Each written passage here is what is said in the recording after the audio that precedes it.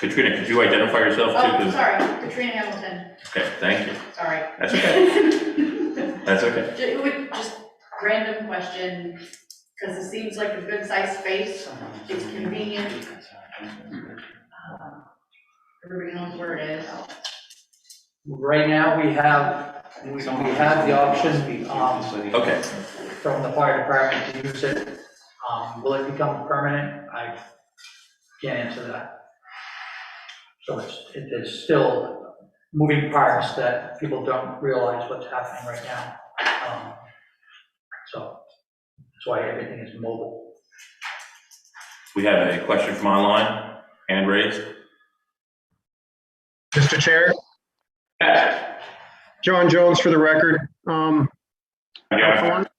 How's everybody this evening? I wanted to go back to the remote meeting for a minute. I sent out an update and CC'd some folks about the governor's decision to allow select boards and boards to meet remotely and not designate a location. A lot of folks are moving in that direction, and there's been a overwhelming request to have this option to participate in public meetings. So I asked people to review it, consider it, and apply it if you want, but taking the option away, I don't know if that's a healthy option right now. So sorry I could not attend in person. I'm remote, so. All right, and appreciate you being. Thank you. Yes, discussion, Sue. I think the question is whether it's required that we have a Zoom attendant or we provide convenience and courtesy for our. Correct. Any Yeah. further? I'm sorry, go ahead, John. Sorry, you get a little acoustics going on, so I apologize. The requirement for it has not been identified, but there's the governor's request that he signed allowing boards to go fully remote. But we have to have an option for those who feel uncomfortable to attend publicly. So that's just how it was brought to us. And I know the other boards I'm on, they have voted to go 100% remote. And I'm not saying we have to do that, but that's a great question that we could probably get answered directly is, do we have to have this as an option? So thank you. Thank you, John. Yes, Brad. How do you find the Zoom link to attend the meeting? It's on the website, On the town website? and it's on their website and their Facebook page and ours. And who's they? Fact TV. Fact TV. Oh, it's back to you. Okay, cool. Thank you. Going back. Yes, Chief. I think the Zoom is valuable, but I don't think we should hold a meeting up. I mean, it's all running through the web, through the internet, whatever. If there's a problem with that, I don't think this meeting should be delayed or postponed because you don't have the ability. I mean, our internet connection here is not great. You can lose it anytime, and I don't think the meeting should come to a stop, a pause, because you lose the internet connection. But having the availability for people, I understand. I think that's probably a good option. Okay. Thank you, Chief. I think he brings up a good question. Last time we were there, if we legally put it on our website, the Zoom will be available, and then all of a sudden it is.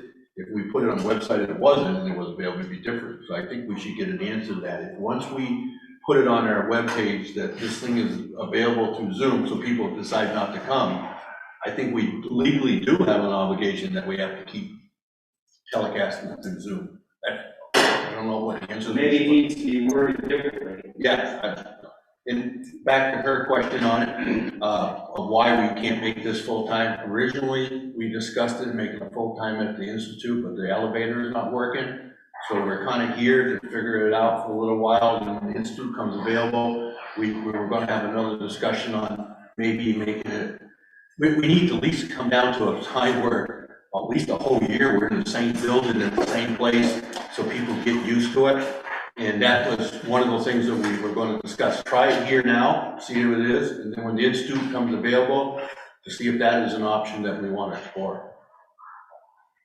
Thank you. Yes, June Streeter. On having it at the Institute, I'm not in favor of that, only because it's a private building. And they recently closed to the public because of Corona.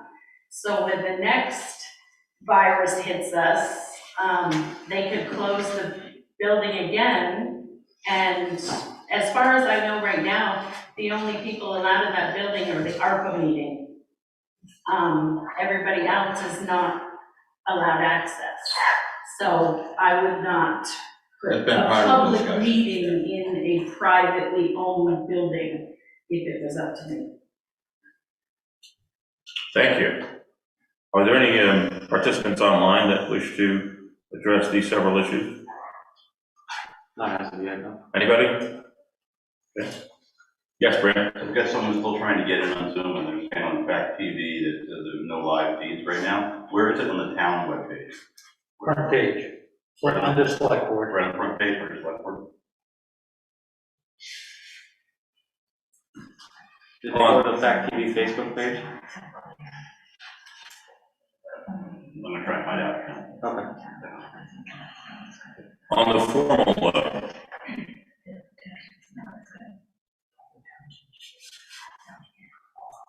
Russ, I'm sorry.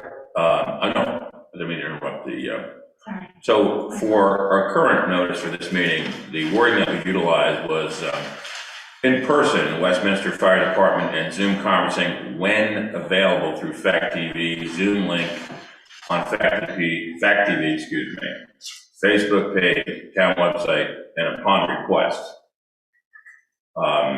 So it does say when available. Now, I don't know, I'm simply pointing out, I don't know if that's effective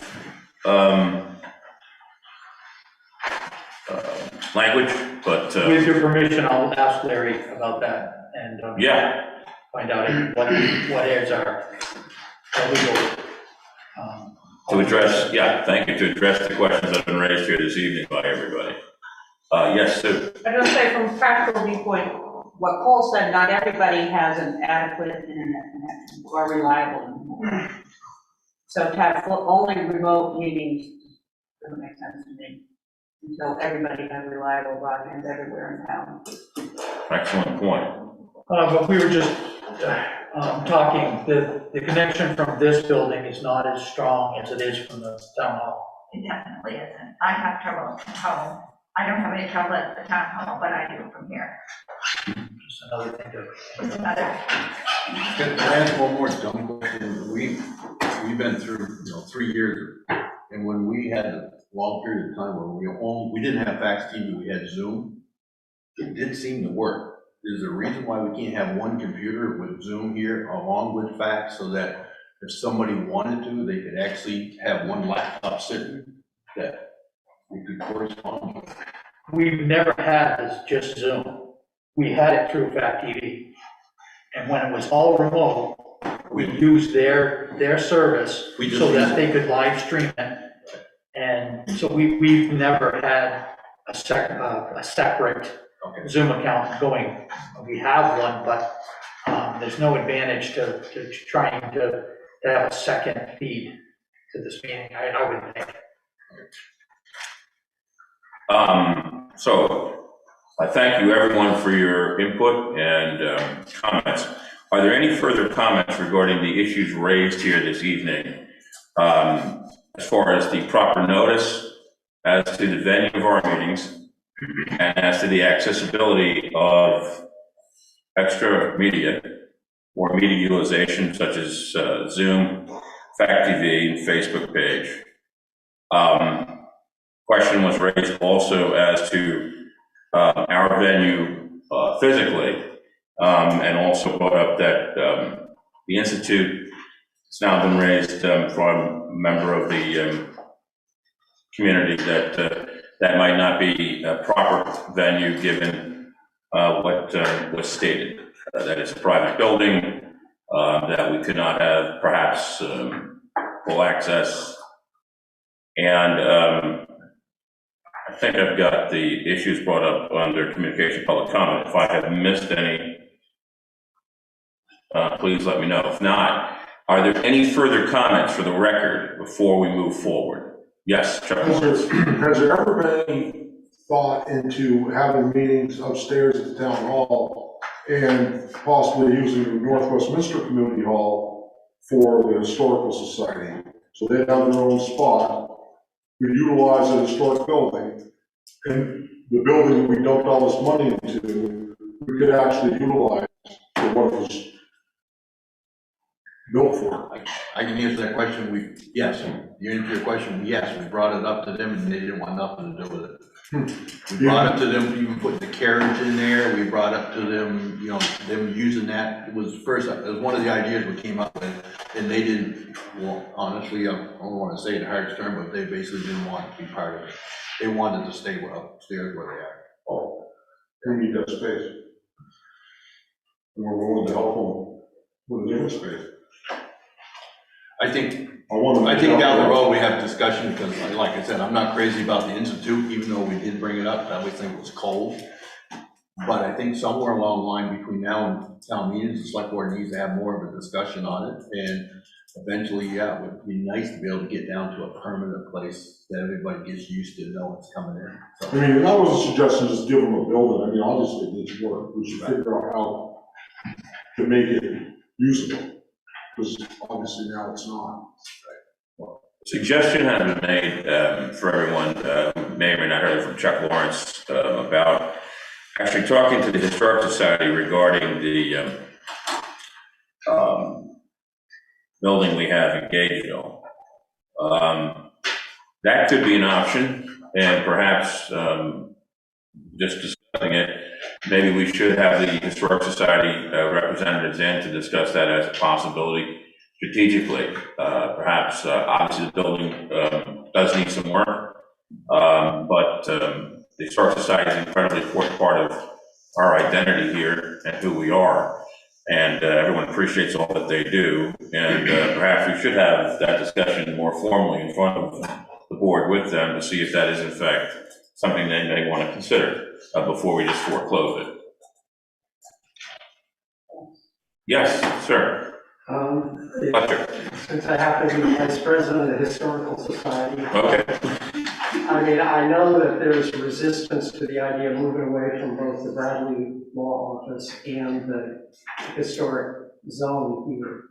That the Historical Society sort of felt much more centered here, but I'll mention it to them at the next board meeting and see what, if they run me out of the meeting. That's the worst that can happen, right? Thank you, If somebody looked at that building, it's really a unique building. There's, you know, if they wanted to have fundraisers, if you wanted to have a talk, there's a stage, there's a full kitchen downstairs. I mean, can you move it here? No, unfortunately not, but I'm just saying, what a great spot. There's so many things that, you know, if it weren't COVID, you could put on dinners, you could do all kinds of different things. Location. But one of the things I think we need to discuss with select board too is the reason why we're here was that there is no room upstairs the way it is. And I really feel we have to have this meeting on because of that. I think we've got to have a discussion of how many people can we fit in here and be 6 feet apart and be safe, so that everybody feels that they do come, they're going to be safe, compared to how many people we can fit up there or in the Institute. So, because really, it might be a long term before we're ever allowed to have that many people that close in a room. And so this is working, but if all of a sudden we didn't have Zoom and all of a sudden we had 20 more people, are we actually safe in here? So somewhere along we should have a discussion of how many people we can fit in here comfortably and safely and still be 6 feet apart.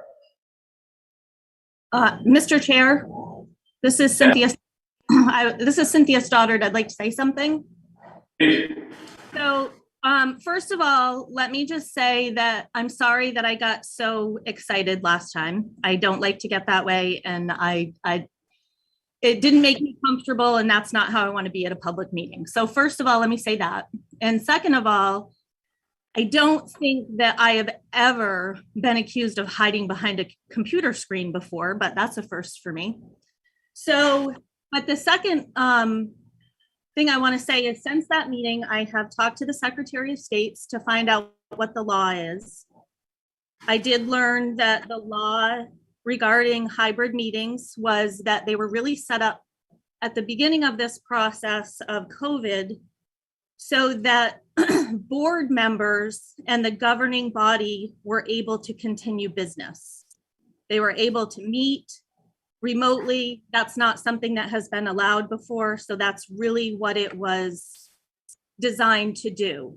It has morphed into the public using it as a way to participate, but the law does not actually guarantee the public this type of setting. With that being said, and what I learned from that was that my next step was to contact the local legislators, and I'm working on maybe testifying and working on some legislation that will make hybrid meetings actually law, because I believe that regardless of COVID or regardless of any of this, I think it's a really great tool. I think that it encourages participation, but the way the law reads right now, there's nothing more I can say about it than the law does not require you to do that, because I talked to the Secretary of State, that's what they said. With that being said, so the discussion about the ARPA and where we're holding a regular meeting, that was one of the things that the ARPA committee said at the last meeting, and it'll be talked about under that other new business section, is that it really is up to the board to decide where they want to have a meeting space first. I think the fire department's adequate. I think that it's a great space. I think that you could have permanent equipment there to hold hybrid meetings. I'm not in favor of doing just hybrid meetings. I like the in-person and hybrid. And then the only other thing I wanted to address is that I'm not sure that the information about that the ARPA committee is the only committee being allowed in the Institute. When we go in there, there's Zumba classes going on when we get there. We held the Economic Development Committee meeting the other night, and I usually attend in person. I was a close contact for COVID, so I attended remotely and still could participate. So I don't think I just wanted to make sure you guys knew that I had checked into the law. Some of the things I was upset about, I was wrong about. That made me take the next step to talk to local legislators to see how the law can be changed, but that's a long process that's not happening right now. So I just wanted to address the couple comments that were made, because clearly a lot of it was directed towards my outburst, I'll call it, last week or 2 weeks ago. So thank you, and I will stick around for the ARPA discussion. Thank you, Cynthia. Thanks. Very much. Are there any other comments on these several matters? Anything from online? Sure. Okay. Sure. Yes. John? John Jones. Chief, could you hear me? Yeah. Chief, I got a question because I got a couple of the committees. I don't want to put you on the spot. Think about it. I know the space is tight and you have operations, but maybe think about other committees doing their business at the firehouse if that could be done. And it's nothing I need an answer on now, but just wanted to put it out there for your consideration. We did discuss that at our last Financial Committee meeting, and I won't speak for the Financial Committee, but the firehouse is used on a daily basis. So I guess the number of meetings over and above what the fire service needs may be a problem for the space that we've got to utilize right now. We've had 44 calls so far this month, so this is a busy place. And meetings cannot interrupt what we do here for the community and outlying communities. So that is a discussion that the Prevention Committee and myself and the other officers have had. We don't have a good answer for it as of yet. Okay, hey, thanks, Chief, for your feedback on that. Appreciate it. Thank you, Mr. Chair. Thank you, John. Thank you, Chief. Any further comments on our initial discussion before we move forward? Okay, seeing none, let's move, and thank you everyone for your comments. Now moving forward to unfinished business. Hartley Hill Road, the quick claim deed update. Fletcher Proctor. Did you give them copies of the update? I did. Okay. If you look at that thing, what it does is ties each one of the parcels that abuts what's called the private section of Hartley Hill Road into the deed that would transfer ownership to the town. So it's real clear which parcels actually abut the road. I mean, there's like 20 parcels up there in that subdivision, but only 9 of them actually abut the road, and they're defined in 7 deeds. So what I did was broke out the boundaries so that it ties to each of the adjoining parcels. Because I realized that the survey that I was looking at wasn't the same as the one that's in the vault over at the town hall. The one in the vault is a preliminary one, so it didn't have all the information on it. And I was looking at one that Southern Vermont Engineering had given me, so when I realized that you couldn't tie it together with the information in the vault, I went back and tied in each one of the deeds. So I think it's as clear as it can be what the property is and where the boundaries are. So hopefully, if that ends up being what Mr. Sosmo is happy signing, and you guys give us the green light, we should be in a position to make this happen. I don't know if you've heard back from Mr. Slason? I have not. Okay. Yes, Mr. Town Manager. Just wondering, when was the last survey, the date of the road and properties? Oh, I think it's on there. 1978, Oh, yeah, that's the subdivision survey that subdivided Hartley Hill, and that's the thing that defines it all. Which means, because it's an old survey, it doesn't actually have to be recorded. And the quality of the copies that Southern Vermont Engineering gave me, I don't think you could turn it into bylaws. They're too muddy. I mean, you can see everything, but there's a lot of background sort of haze, so I think they'd be a mess. So a new survey would have to be done. I don't know that a new survey, maybe just a survey of the road, but it should be pretty simple. All the boundary, all the meets and bounds are there, the distances are all in. Just gotta, update it from 78 to current values.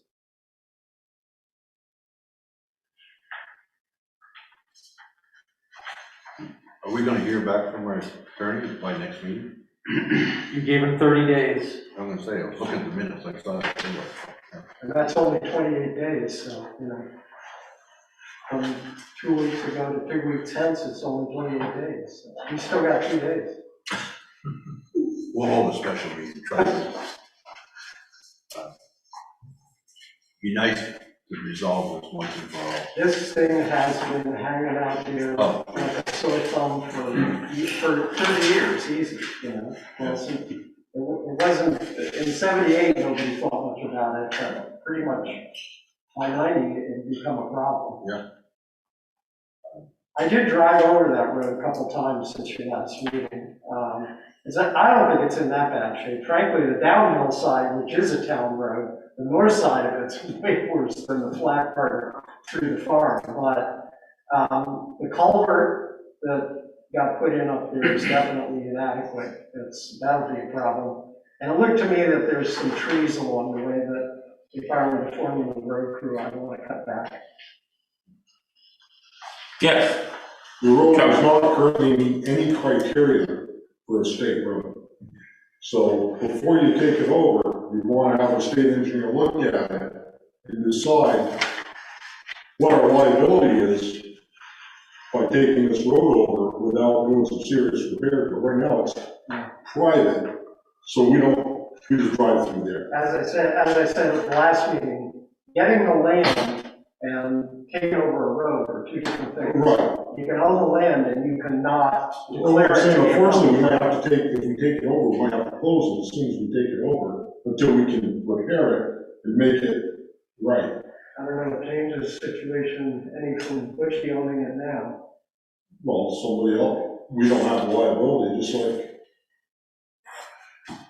us going and having a party in your backyard versus having a party in my backyard. I just would have it in yours. But yeah, I'm just saying. I'll invite you over. No.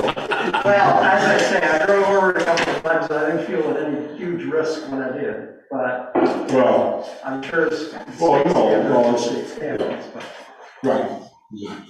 I don't think we know what liability is. If somebody was to get in an accident on it, blame the town for not taking care of the road, and we'd say it's not our road. Or you say, wait a minute, you got the signs right now, not open to through traffic. Yeah. Which I wildly ignored when I drove through, Yeah. but, you know, you put up those signs and somebody wants to drive out there, they're sort of assuming the risk. Very good. Any additional comment online? General public? Members of the board? Okay, so we will await our legal reply from our attorney. Thank you very much. Your other opponent. Thank you, sir. As always. Okay, moving on to town update. Town meeting update, in front of you, and I would like you to sign it. Again, it's now refreshed, it's, the dates are correct, and Susan was missing when you signed it the first time, so, you know, it would be clearer and neater if we could do that again. Nothing has changed in the figures, it's just the basic and these dates. I'll go ahead and make a motion that we go ahead and accept the warning for the annual meeting and go ahead and post it for April 30th, 2022. Motion has been made by Craig Allen to move ahead to post the announcement for town meeting for April 30th, 2022. Do I have a second? Yes. Motion is moved and so seconded. Is there any discussion on this matter? From the public? Okay, seeing none, I'll call the roll. All those in favor? Aye. Opposed? So adopted. Thank you. Yes, Brandon. Can I still make a request to the board? Sure. My daughter's trying to get on Zoom, but she's been unable to do it, so she asked me to ask this question. So I would ask the board to review the contract with NIMRIC and the rising costs over the last number of years and consider whether the arrangement is working out well for the town.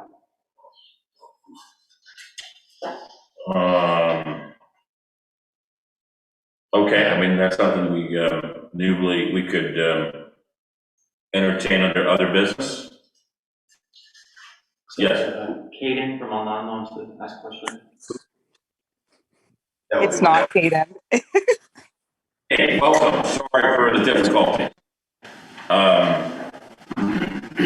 Normally this would be under other business. Press for time or? Hello? You there? So just so you guys know, with the way that I think it might be because of the room that you're in, but all you can really hear through the Zoom is all the background noise is extremely loud, and I can like hear a little bit of like what you're saying, but pretty much missing it all. So I might have spoken up during the public comment, but I didn't actually even hear that that's what you said. All I heard was public. Every like chair move, every paper slide is like super loud, but I can't hear what you guys are actually saying. So the questions around NIMRIC were based on the fact that the contract was originally, it seems started in 2015.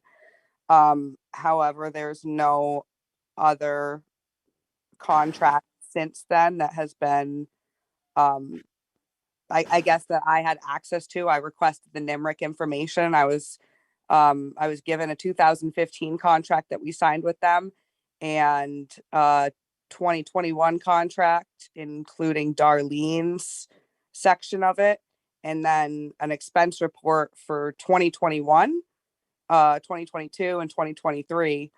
But I just found it a little bit odd that there was no expense report for the other 6 years or any, we've never readdressed it, I guess, on whether or not they were meeting our needs or if this contract made sense for the town. The contract was originally signed on $20,000. However, it seems that in 2021, we shelled out over 43,000.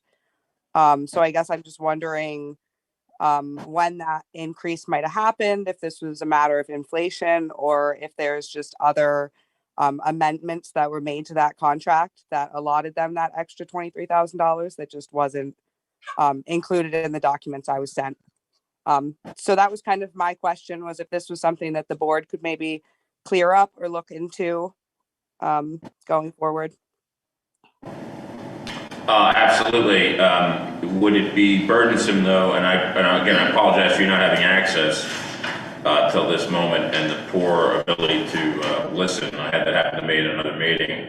I just want to make sure that we're staying along with the agenda.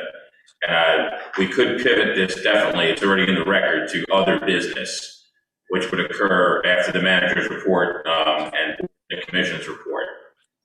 Can you be available to stay till that time? But either way, okay, great. So we will move everything that you just formatted regarding NEMRIC contract, relationship to other business, and then proceed with the remainder of the agenda and come up to that later on in the meeting. Is that okay?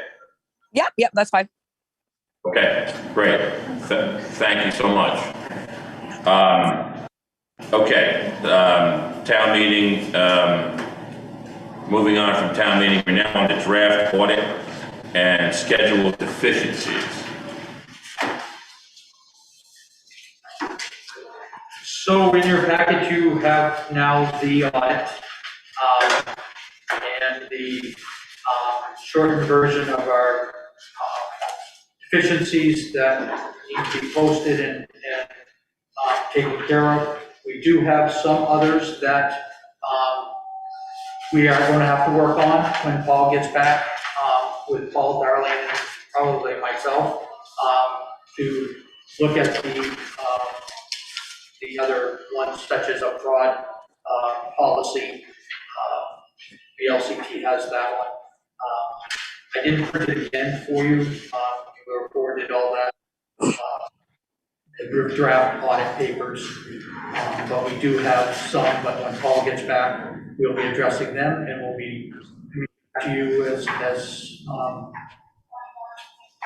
with answers and more data to how we're going to take care of the other ones.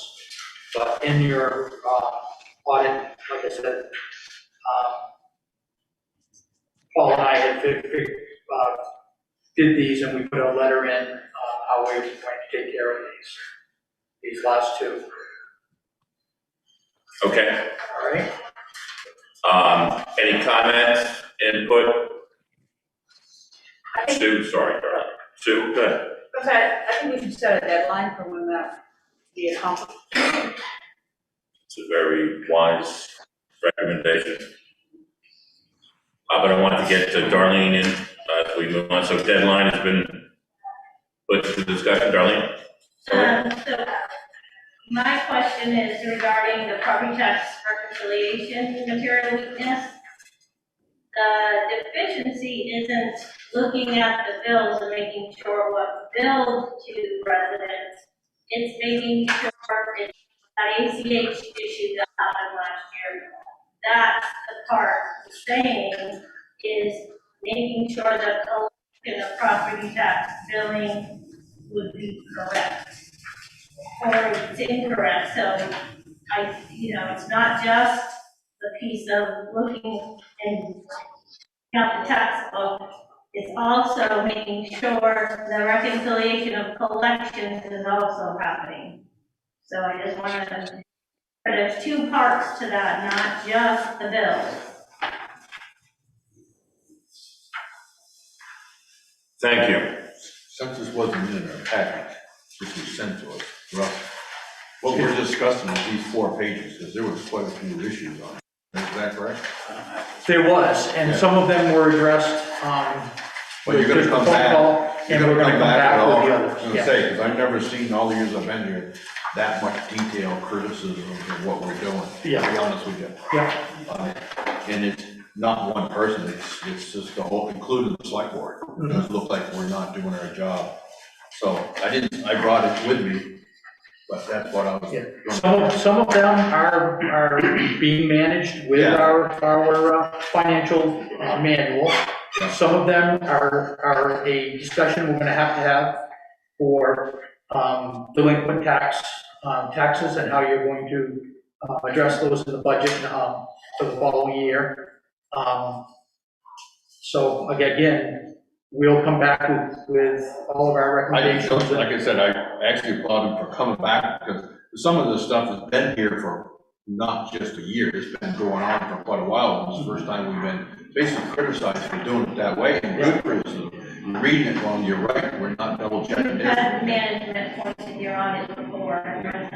Yes, that's what I agree with you. In fact, I think deficiencies, since I've been on the board for 4 years, and before that, have been evidenced in their report every single year. Your weaknesses are Yeah. significant. Yes. This is more detailed, is what I've ever. Because I can do that more complete audit, you usually don't get all these comments, so you have to do, well, go through your book. Your weaknesses are very, very important points in audit. Absolutely. As the school is trying to get. Yes. So I think Sue Arno's, let's pivot back to her putting us on notice to get this deadline to make sure we cobble together everything that we're supposed to do to hopefully meet and cure these deficiencies, or at least have addressed them. What is a reasonable deadline, would you say? When it's fall comes back. I have no idea. Well, I'll give you this number. Okay. Well, as soon as he comes back, it should be the next meeting after he comes back. So it shouldn't be long, that's for sure. Okay. So we will set a deadline as soon as we have the treasurer return to us and we can discuss how to proceed. Correct? Absolutely. Okay. Are there any more comments from the public on the audit? Or I should say additional comments from the public on the draft audit and the scheduled deficiencies presented by Sullivan and Powers? Okay, thank you all. Seeing none, we will now move on to the July 29, 2021 storm update. So at this point, we have finished completely 2 of our projects out of 9. They have been submitted. One is in the last final steps before payment to the state of Vermont. The other one is now started through the process of FEMA's multiple areas. We have already started areas 3 and 4, and area 4 is going to be considered a large project that will delay it until roughly the end of our rest of our projects coming through, and it's because of the amount of money that we have grouped into this. It's Hartley Hill, Henwood, and Covered Bridge Road together, costing about $174,000. At that point, we want to get that one in so it can start the process to try to make it follow through as quickly as possible, but that one will be delayed. But we'll have 3 in by the end of the middle of February. So it's going very, very well. Very favorable. Thank you, Russell. Any comments from the public? Online? Mr. Chair, Yes. John Jones here. I had a question for the town manager on this. Is there a way to, it doesn't have to be much, capture the projects, what we've got into them, what our anticipated monies from FEMA and others are, so that we can see this as the public? Absolutely. Okay, great. That was my question, and thank you. Thank you, John. Anyone else online from the owl? Okay. Seeing none, thank you everyone for your comments. Moving on, quarterly financials ending December 31st, 2021. This was given to you last meeting. This was put on again, just if you had any comments or questions.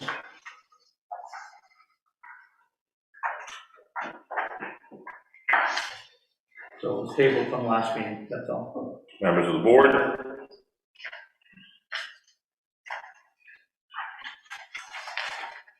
I do have a question. Yes, Sue Harlow. What is this, under culverts, put a note 10,000, that's what you mean? Nothing? Those are my notes from a meeting that we had to figure out how we're going to pay for the USDA. So it's not relevant to that? I'm sorry. Okay, that's fine. That's the only one I had was my copy. No, that's fine, that's fine. Just curious, yeah. So that's all 3-year notes. The before that, you got 15 and 5. There's 3 different notes. And that's why I was wondering what they were. That was our portion of covering our USDA loan, if we so choose.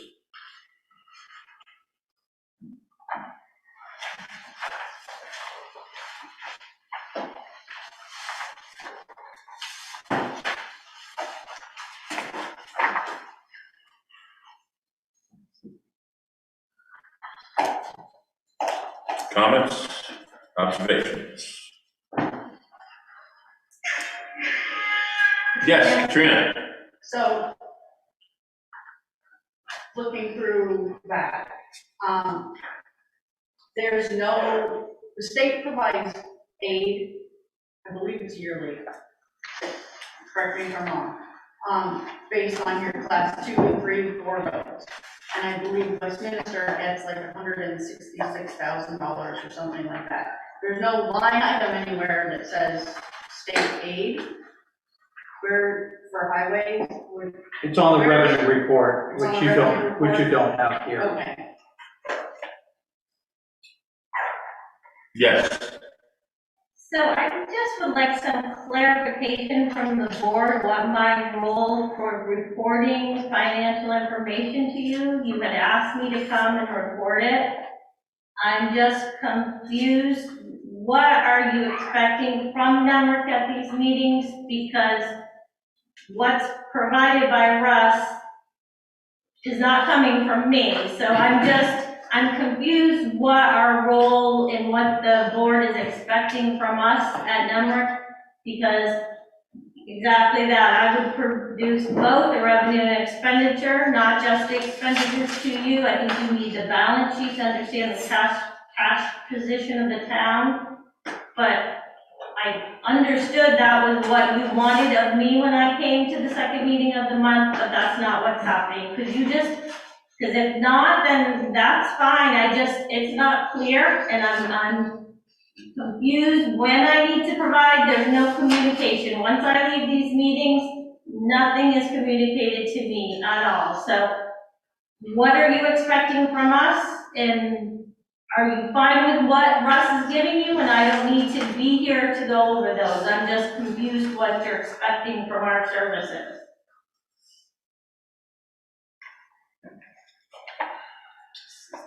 Yes, Susan. So the information at I think it was the last meeting we were at, that you brought, and that was very useful. So you either would like us to ask you specifically to be at the meeting, or have it be a regular thing, you show up this second meeting and provide us that information in our packet ahead of time? So you need specific requests for that? Well, I just need to know, is that how we want to proceed with financials, or are we going just with Russ providing you information like you've gotten in the past? Because I didn't know, so I came tonight not knowing. Are you expecting a written report from me like I had been given? You were given financials last meeting. I wasn't, I was listening, but I wasn't here to participate as a member contract, so I just don't know. I feel like there's no communication, so I'm not clear what you're expecting from us. I go do the normal stuff. I do have a list of items that I've done, because you have asked that of me to report back what I've done in a period of time for the town, so I can explain that. But I'm unclear what you're expecting from them, or if anything. Good question. Well, the information that you provided, I think it wasn't the last meeting, I believe it was the last meeting I was at. It was in December. Right. Yep. I mean, that was useful. So, Very much so. I mean, I would suggest that at least one meeting of the month that you provide that information, but get it into our packets ahead of time, so we can look at it and then ask you questions instead of bringing it to the, now that would be useful to me. The rest of you, I don't know, whatever you want, but, Even when you hand me this, is right, many times as I've looked at it, it just really doesn't give me a picture where we act without the revenue. I agree with you. And what I see in all this criticism is that it needs to have another set of eyes, putting them together to come back to us and say, and I guess what I want somebody like you to come in and say, yeah, I want to alert you that you've gone over on this one and you're heading this direction.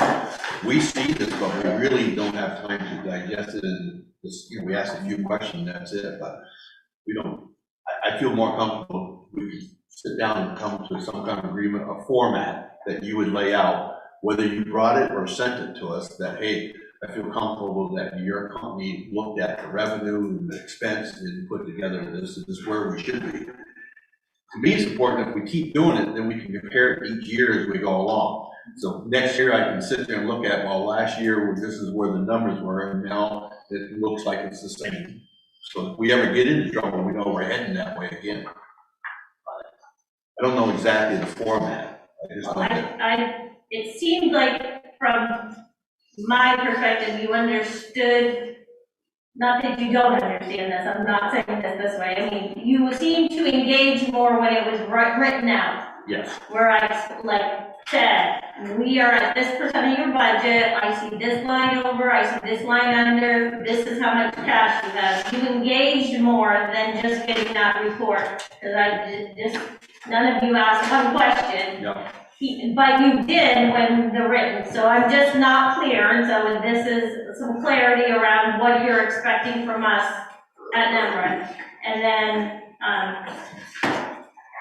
hold on, I'm old. Lost my train of thought. So, and then like tonight, I have a list, and I wanted to share with you what I've been doing over the months. You understand what NEMRA's been doing since the last time I was in a meeting reporting to you, so I can give you that information. I also prepared a little schedule of your fund balances, because I wasn't sure when town meeting, and I wanted you to be prepared in case you were asked at town meeting. So I did prepare a summary of all your different funds and where their fund balances sit as of December 31st. Because I think that's important to know if your deficit is spending somewhere or if you're doing all right. So that, but I didn't know what you wanted, so I just brought it with me just to get some clarity around this. And the other thing that I really need clarity around is separating out the highway fund. Did you say yes? No? I know that you don't, sounded like you didn't want to do it till the new year, but that's coming fast and we need to do some work on our end to prepare that. So I never heard a final answer from you Is that something you want to pursue for fiscal year '23, separating out that highway fund? I think we're all in agreement on that one. I guess to put it together, well, I expect you to come back with questions on how we want it to lay out, but I expect that that's where we're going. If we get closer there, we could get a draft of what it's going to look like, and we can come to agreement. Okay. Yes, I think we all would agree that we're going to separate the highway on the report, so we can understand it. Do we have a rough estimate of how much that's gonna cost? I can ask tomorrow, I don't know, I don't do that part of it. That's programming, so I will check with the programming side. So do you want me to give you a brief of what I've been doing for our contract? No. So I processed your payroll and accounts payable once Paul's been out of town. I prepared your 941s, all your state quarterly reports and your Beamer's quarterly reporting that have to be done by the end of this month. Proofed your W-2s, processed them, printed them, ran your 1099s. The majority of your vendors were set up incorrectly. The federal law changed last year, and the form changed to an NEC versus a miscellaneous. You had them classified in the wrong category. I showed Kelly how to change those, and we corrected those, and hopefully tomorrow I can print them. We're still missing some EINs. Reconciled bank accounts. I talked to Russ about the segregation of cash posting. I shouldn't be posting your cash and reconciling your bank recs, so you need someone else to be posting cash. He said Paul will do it. I caution you that with Paul being out of town, that you're not going to have revenues booked in a timely manner. And then you have some old labor department reports that have not been filed since 2020. You are getting penalized for that, so tomorrow I'm going to reach out to the Department of Labor and see about getting those filed so you no longer get that $100 fine. I don't know if it's every month or once a month, so those were not filed in 2020. Is that everything? So far. Very thorough as always. Yeah, are there any comments from the board, further comments for Darlene and her report? Okay, I would like to address off what Craig had said. So I really appreciate the taxpayer also all your effort. This began with trying to build a nucleus around a financial manual. The manual that would, so for everyone's here tonight and online, a manual that would provide several items. Number one, a consistent, easy, clear, concise understanding for all board members that came and went of how the general budget was enabled, spent, and where monies were. Also to make sure that our town manager, who is our primary person responsible for most things that go on at town hall, is fully enabled, understands the process, and can move with efficiency and transparency and speed when necessary to make sure that we are applying not just accounting rules, but also following rules as we're supposed to be under the Vermont Code when handling the people's money. We have utilized Darlene, who's been a terrific asset, to come in and provide specifics as to how we may improve certain deficiencies and look at certain deficiencies.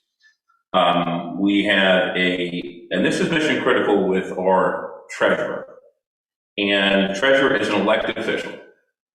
And there has been discussion, so everyone's just aware of it, as to whether an elected official treasurer in the modern world, because that person is elected, has enough financial background to handle a treasurer position. Clearly, the gentleman we have right now is an extraordinary person. He's done so much for the town. He has tremendous experience running town government. And we've been fortunate to have him. But the issue has become over how much specific capability or the pluckable knowledge someone has in finance, maybe even accounting. That does not necessarily translate into someone who's running for office, right? That's not one of the prerequisites. So we have something else that we've been discussing, which is a financial officer, which we understand is something that other people have utilized. So I just wanted to be clear that when we get to the bottom of this, the ultimate objective is to have that manual in place. Our town treasurer, who may or may not have substantial expertise or prior training in finance and accounting, but also somebody that is under the financial officer, if we choose to go that route, the ability to be a third pair of eyes on everything to help our town manager execute cleanly, efficiently, and transparently everything so that people know what we spent, when we spent it, how we spent it, and we were doing it the right way. And that way we can address what our auditor had set up. I hope that's a pretty good synopsis. I think it is. If I left anything out, I'm sorry. We are now in the middle of that process and hopefully coming to modeling the end of it soon, maybe within the next 60 days. But I want to thank everybody who has made a commitment to do that. In the end, that's where we want to be. The main issue is to whether or not we can have a non-elected treasurer or an appointed treasurer. That's probably the last discussion we will have. But I think I've covered everything that's pretty much been what we're looking to accomplish here. There's an old adage, who watches the watchman? Right? You need segregation of duties. Yeah, exactly. That's key in the financial world. Right, and in finance, when you're handling money, that has to be not just 1, 2, usually 3, and even 4 layers above to watch out, which I've never seen malfeasance, but also make sure we're competently executing and meeting our legal requirements, which are moving target. Sorry for being so verbose. Are there any other comments? Yes, Chuck. Can I back up? So, did you say the state aid goes into the general fund? So our state highway aid, did you say that got put into the general fund? State aid goes on to the revenue sheet, that's all I said. Oh, okay. Which It doesn't go in your general fund because you don't have a highway fund. So that's what you said. So then where's it go from there? To our projects that we do for roads. Okay, so that brings back the comment to using the money for the grant out of that money. That's what you said, right? Is that what you said? Yes, because you could use those funds, portion of those funds to pay for your matching funds for the grant. Can they be matched with federal? Yeah. I believe so. State aid to highway, yeah.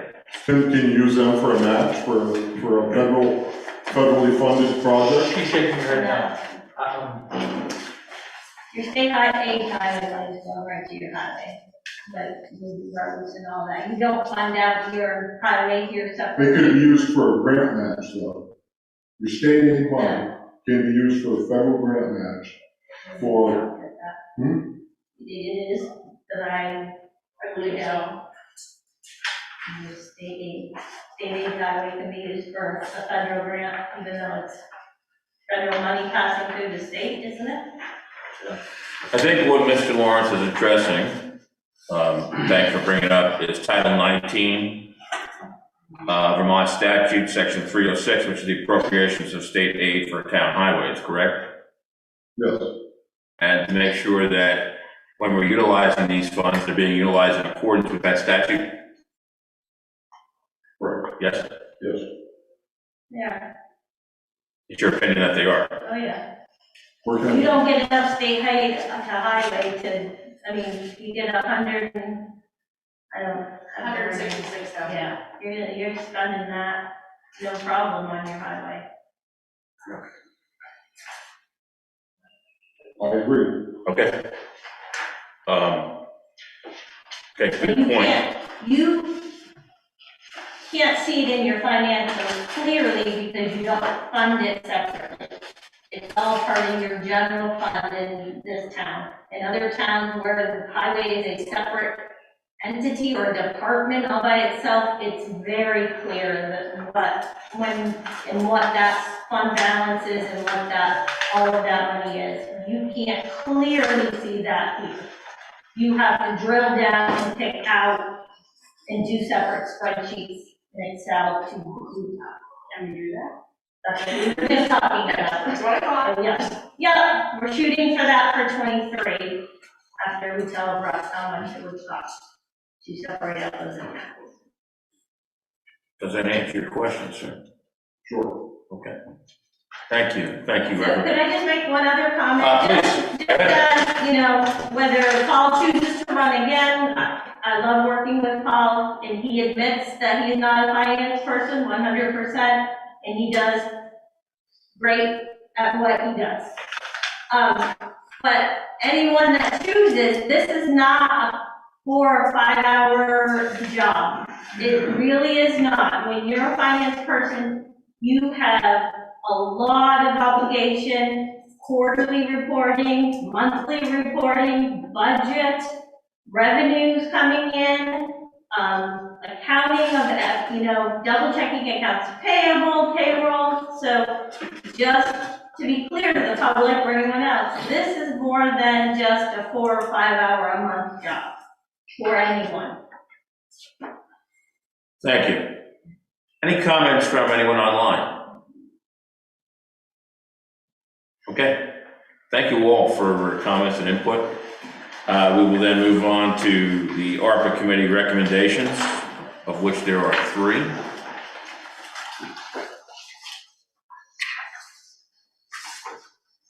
Cynthia, do you Sure. want to take this?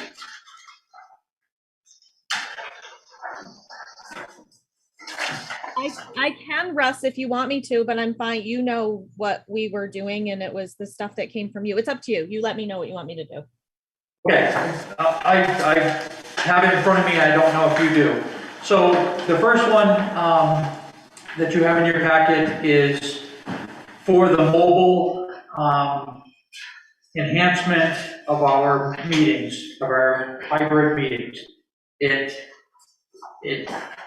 resembles other towns that have meeting spaces that they're permanently in.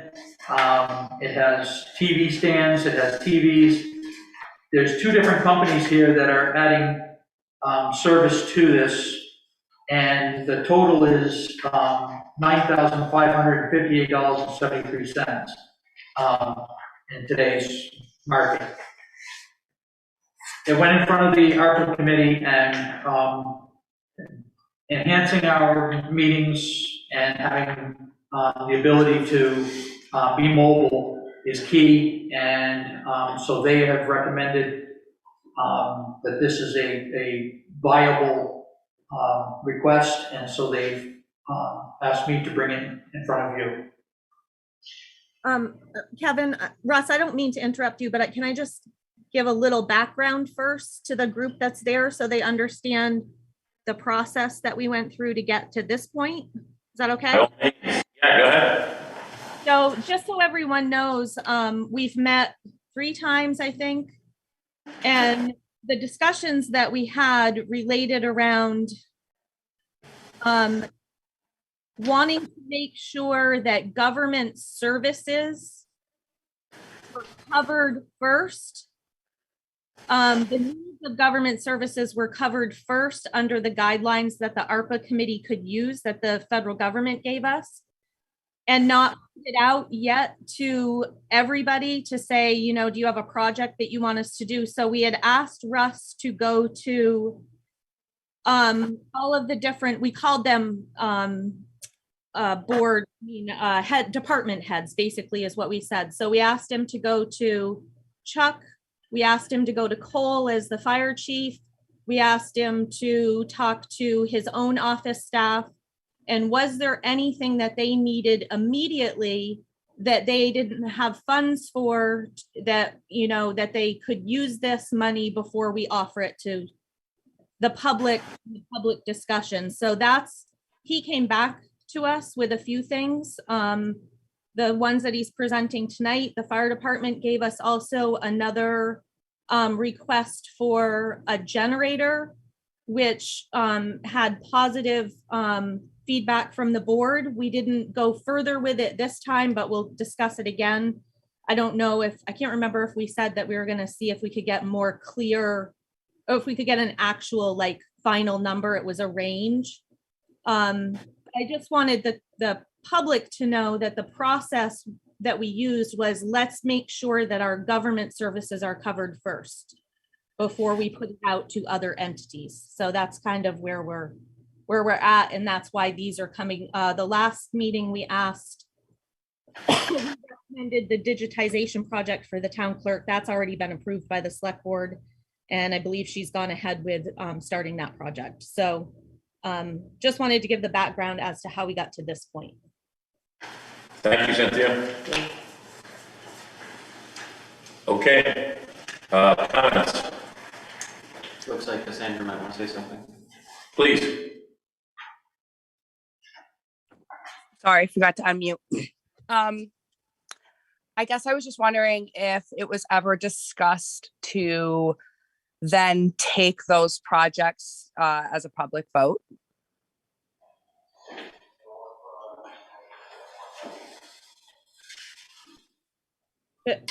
I can, do you want me to address that, Kevin? Sure. These particular ones, we did not, Cassandra, but just so you know, we're not going to move any further as a committee until we have a public meeting, which we decided to hold after, I think it was town meeting. We're going to hold it after town meeting because we were going to be able to tell people when that public meeting will be. And that will be like a brainstorming public meeting, you know, and try to figure out what the town wants to use this money for. Yeah, no, that makes sense. I just wasn't sure if you had created some type of public forum yet, but that sounds like a good idea. Yeah, the other thing we want to do is put out a survey on the website so that people can start putting some information in the survey of what they would like to see this money go for. Yep. Sounds like a good idea. All right, thank you. Thank you, both. Yes, Sue, Harlow. I have a question about the, community TV, the mobile meeting equipment. And I know that you went over the Institute and checked that out, but I'm assuming that this would be mobile to any place. That's correct. Because we haven't really discussed this with the Institute board yet. That's correct. Right. That's why it's mobile, and because we are bouncing around right now. Not to say that any of this equipment can't be made permanent once a spot has been determined to be it. Looks like John Jones might want to speak. Mr. Jones, you have the floor. Thank you, Mr. Chair. I wanted to circle back. Cassandra, can you hear me? Yep, I can hear you. Okay, so one thing that's kind of changed, and Cynthia can jump in.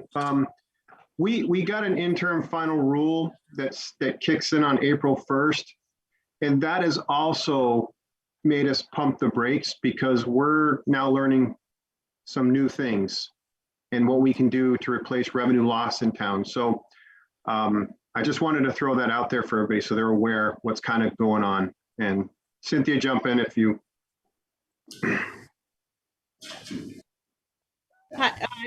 I can jump in. It's going to get a little lengthy. Do you guys want to talk about that right now? I mean, just let me try to give a quick overview. Yeah. So sorry, my husband muted me. The final rule basically states, prior to the final rule, there was a calculation that towns could do to prove that they lost revenue due to COVID, whatever we want to call it. It was a very complicated calculation. I calculated it for the town of Westminster and several other towns. Barely anybody showed revenue loss under this rule. The final rule has given the latitude to use a minimum allowance of $10 million. They're saying if you had under $10 million or you received under $10 million of ARPA money, you can automatically claim lost revenue, which allows you to put the money into your operating fund to cover general government expenses. So basically what that means for most towns is you're going to end up with an enormous surplus, which then becomes unrestricted, and the rules are much less stringent on what we can use that money for. So when John says we're kind of pumping the brakes, you can still approve these other smaller things if the board believes that they want to spend the money on that. You can decide not to right now and hold off to see what is going to happen with this. It's very, the league is working closely with us, with some CPA firms, with Treasury, federal Treasury, to make sure that we are right about this, because it feels a little bit like a huge gift that might later come with some strings we don't understand. But it does change the game, because it does then allow you to use the money for things that we don't have really a lot of, we have to make the rules up. It's not going to be federal rule anymore. So it's a huge change. But that's what came, but I think it came out maybe 2 weeks ago.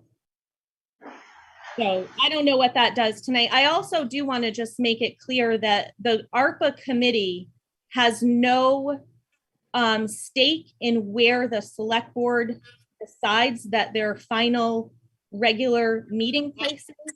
The Institute has been discussed as just a committee member brought up the Institute, but we have no, personally, I just want the board to pick a space so we know what it is. We have, the ARPA committee has no stake in where the select board meets. It's up to you guys. But to have the tools to be able to do it was important. So if anybody has any questions about that final rule, I can try to answer it as best I can. I thought that made pretty good sense as to why you guys would be quote unquote pumping the brakes. As to the location of the meeting, I think that the Institute makes sense as an option, but I kind of came to the epiphany the other day that I thought the above the town hall also makes a lot of sense in moving those historical items to a different location and having the town hall be the, the town hall. That's all. Thank you.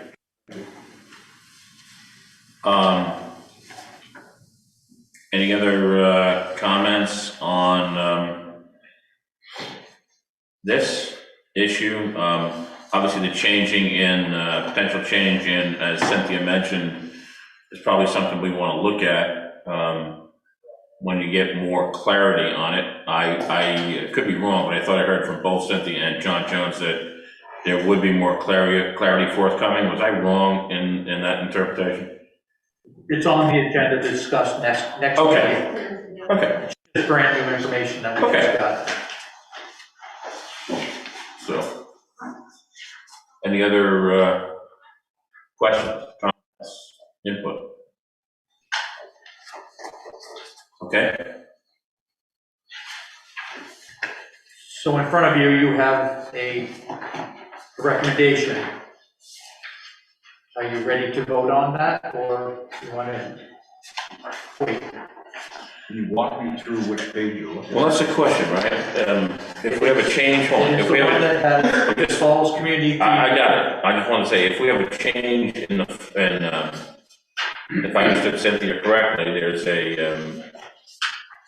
this potential change would give us more latitude to make decisions with more likelihood of being able to use, when we make a decision, the likelihood of us hitting the target, so to speak, to make sure that the money will be approved for that expenditure is greater if we wait to see what this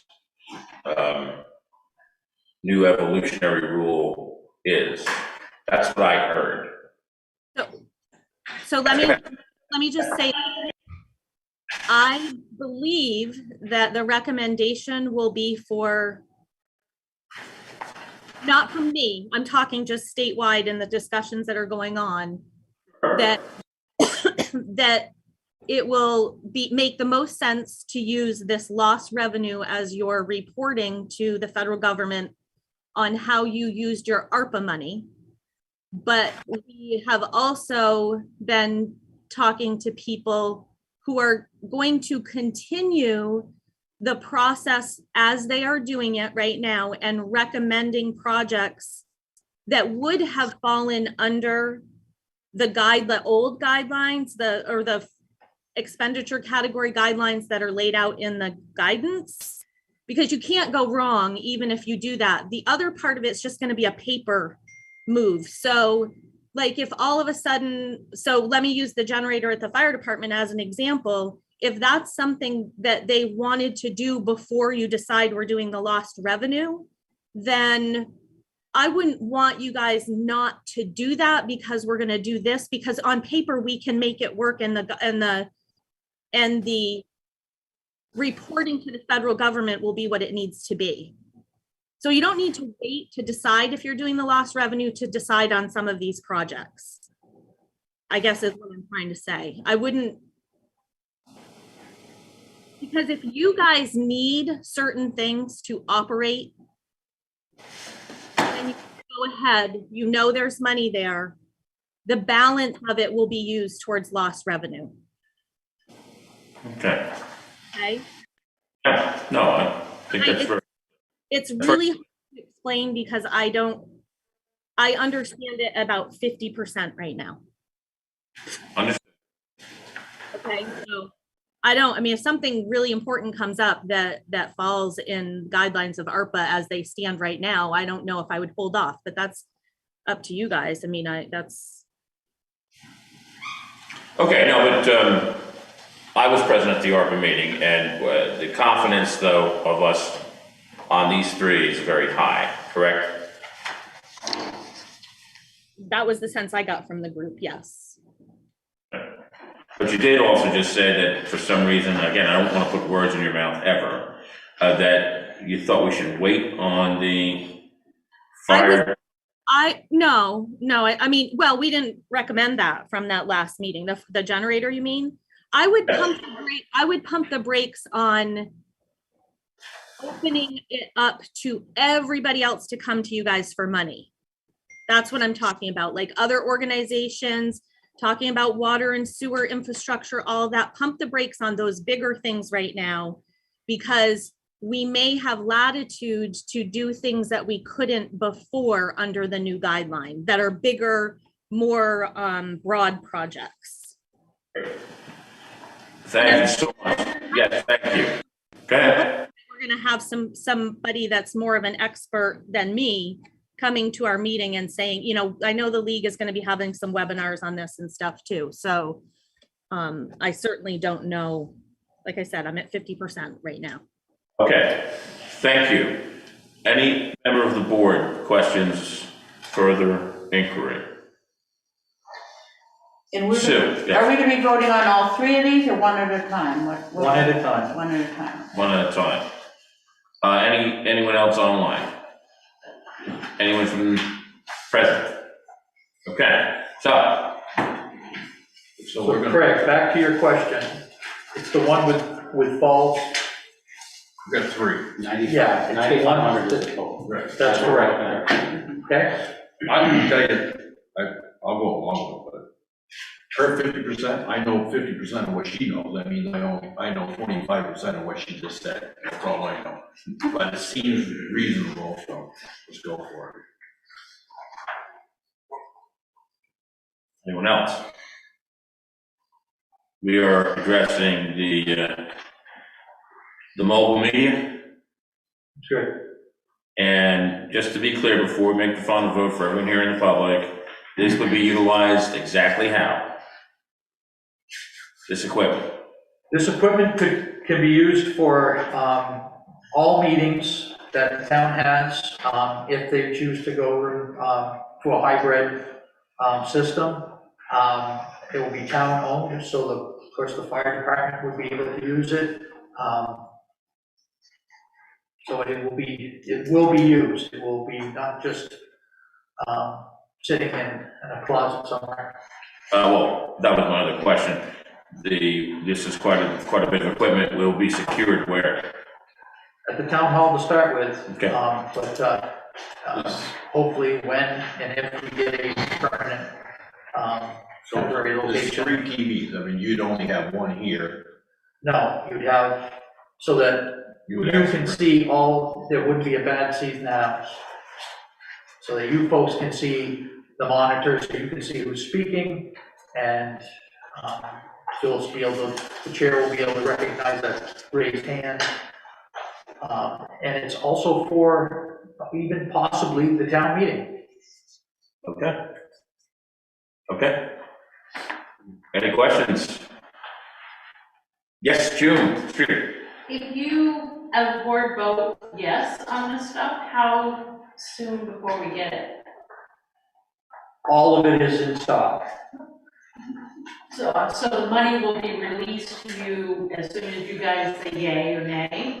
The money is already in our. And then you order it and then, okay, thank you. In time for us to watch the Super Bowl on it, June.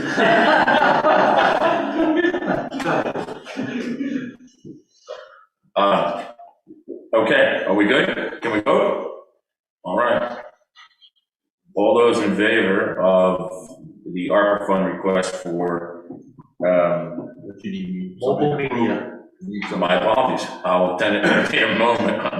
Okay, I'll make a motion that we go ahead and approve the ARPA fund request for executive department for, what do you want to call this?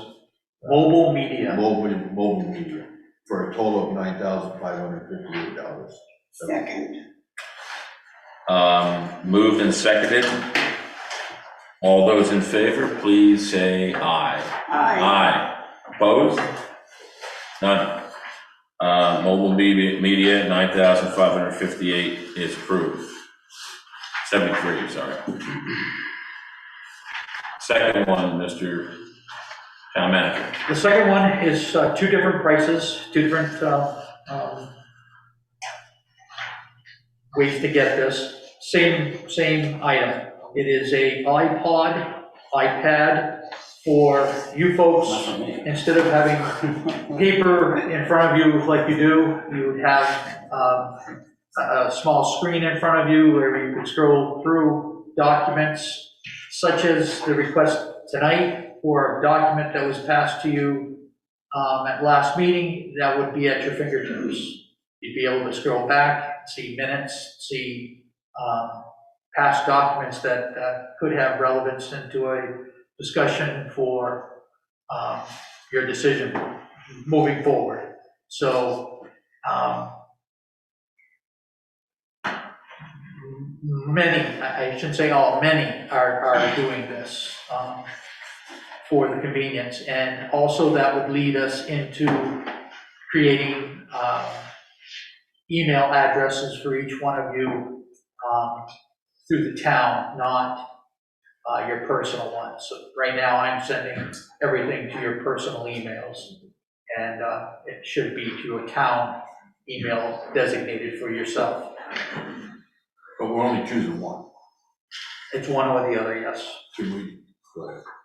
No, you can finish. Well, I'm just curious, there's no normally you come to us with a recommendation, but on the other hand, if we move for the higher amount to not exceed, then you guys can choose which one you want. It should have been cleared before you voted on the first one, that such as Pauline did, she came in with a $20,000 request, knowing that probably she's going to be only in the 18,000. All she's going to get allocated is what she spends. That's the same here. If you rounded it to say $5,000, only what we spend in shipping and actually getting the product is what is going to be allocated. So to be clear, these devices would be distributed to current serving members of the select board? That's correct. And these would be something that during their term, they would be issued, come here, and then bring that with them, and then take that with them? That's correct.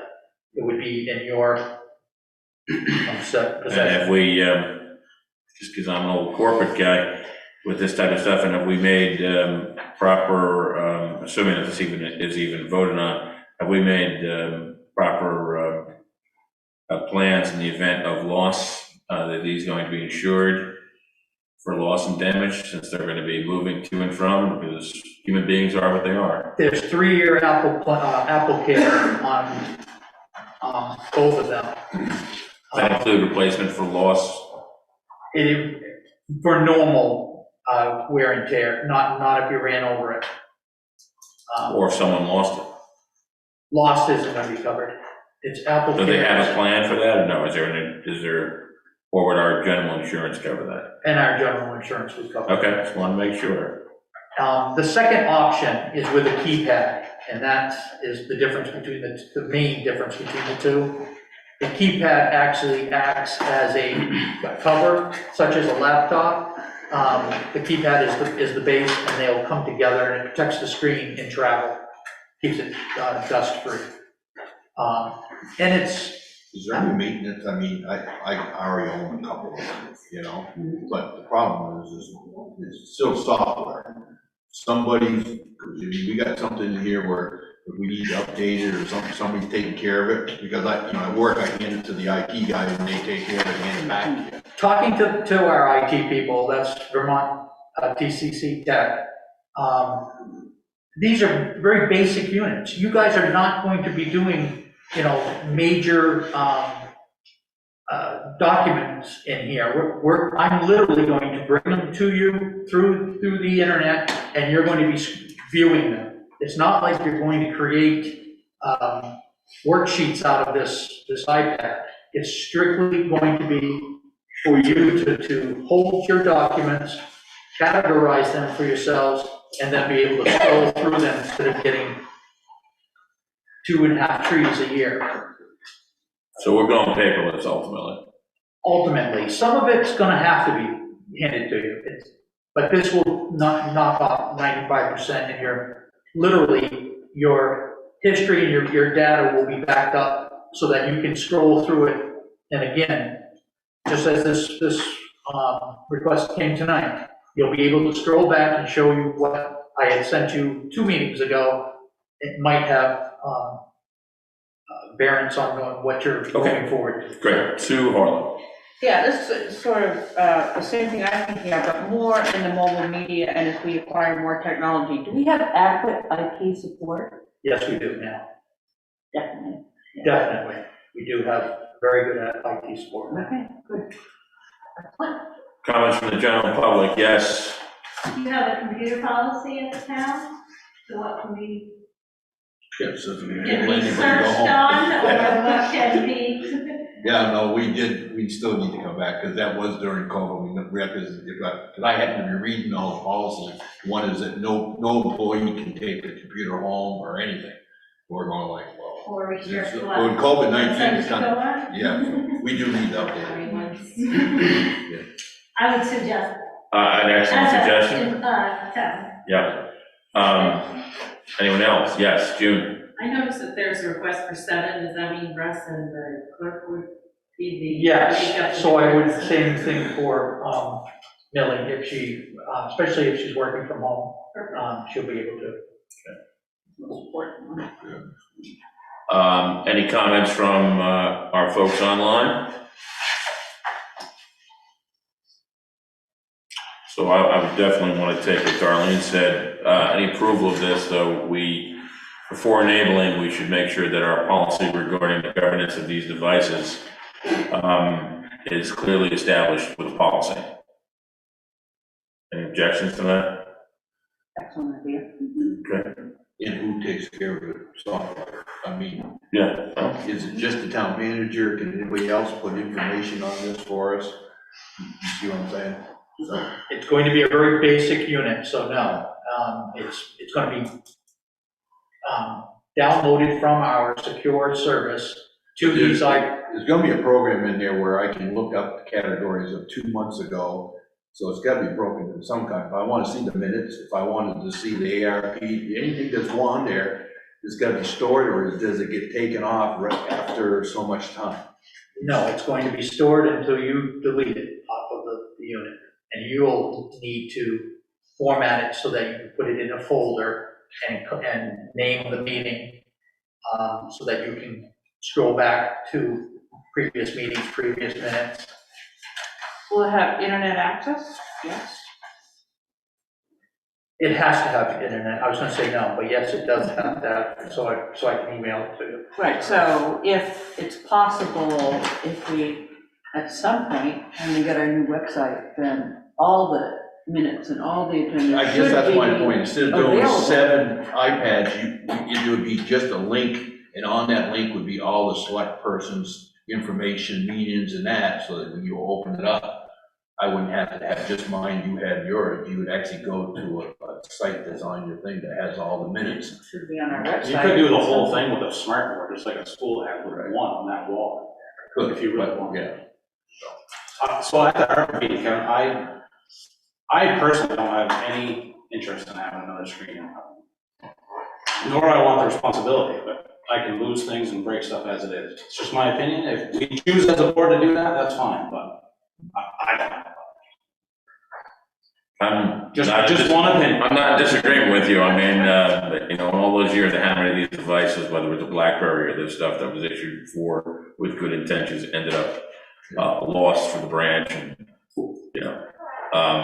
Then again, access to, as Darlene had said, also where access to the internet has to be, I would think, governed by something like BitLocker or something that keeps us pretty much narrow. That's where you buy shoes, right? Oh, that's football.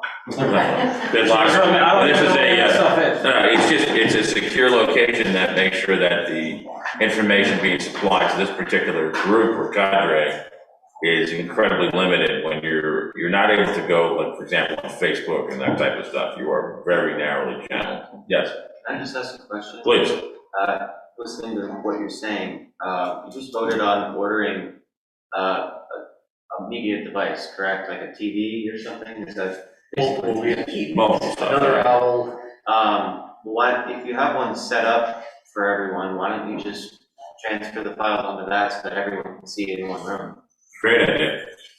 If they're big TVs. They're not gonna have them 2, 3, 4 days in advance. I can't utilize the data to them from that unit. They have to have something they can be mobile with. Can you still have a town email on your own device? You know what I'm saying?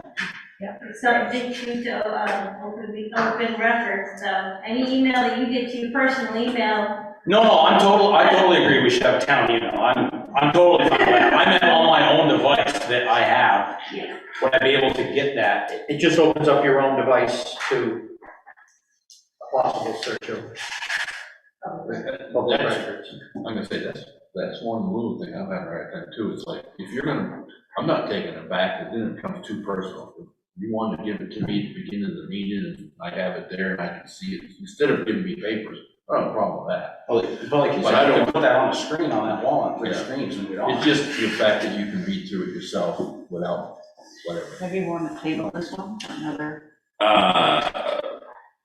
And suggestion by Sue, maybe we should just table this one, have a little further discussion on this.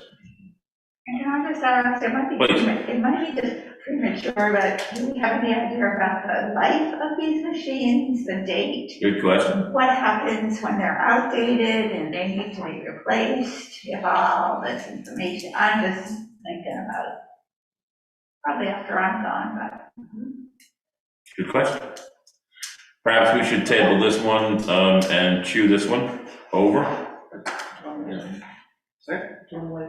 I was just gonna say in reference to what she said, if it's just files, like text files that you're sending, very small multimedia, things like that, that's not, it's sort of irrelevant, that they're not going to go out of date or out of file or anything like that. I mean, you could still use a computer from 95 to show a text document, you know what I mean? So. They become slow, they become outdated, you can't transfer data. That's true, but from what I understand, you're only going to be using them for town hall meeting stuff, and if that's the case, you're not going to be watching YouTube videos or anything that would slow them down. So I can't see that happening. quickly. Okay. I guess we take. Well, definitely. So are we agreement that we want to table this one, the board, give it further consideration? It's fine. Yeah. Okay, so we're gonna hold off on that one because ostensibly that one is for us. I don't mind getting money, but I don't want to waste money. Right, good point. Okay, so we're gonna table that one. That leaves us, sir, one more. The last one is for the highway department. There's two options that Chuck had priced out.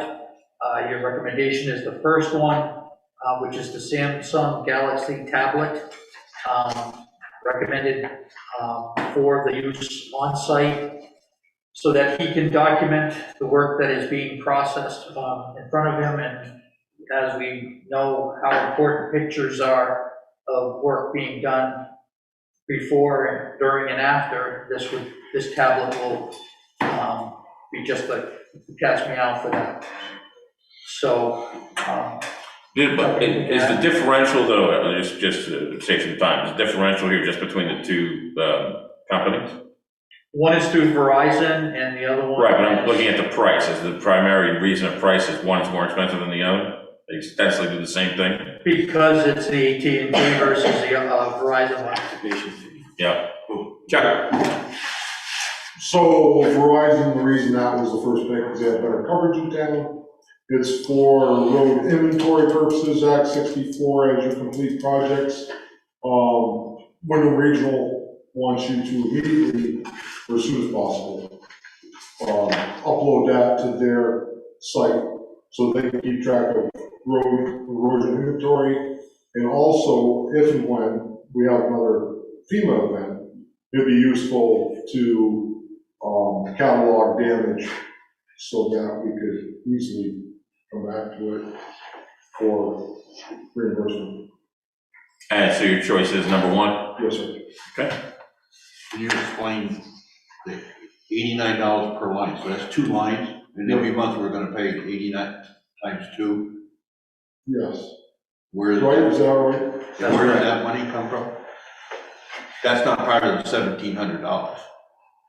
It is for the first month, but no, not thereafter. Thereafter, we have to maintain it out of my contracted services Line. Well, as long as you know, we're gonna take it out of that wonderful new budget that we're gonna Oh, yeah, well, Okay. I don't have the money. Okay. Yes, sir. It looks like John Jones wanted to say something. Yeah, John. John? Yes, Mr. Chair. No, I was actually going to piggyback and Chuck kind of touched on it. Real quick, at Wyndham Regional, they're kind of getting some software together for road foremans throughout the region, and having the hardware devices will allow them to be linked up with everybody. So I just wanted to share that for everybody so they know it's a bigger picture in the county and the state. Thanks, John. Thank you. Okay, any other comments, public, online? I move we approve that request, Motion to move, approve? the 1,700, 1796, what he says. roughly there.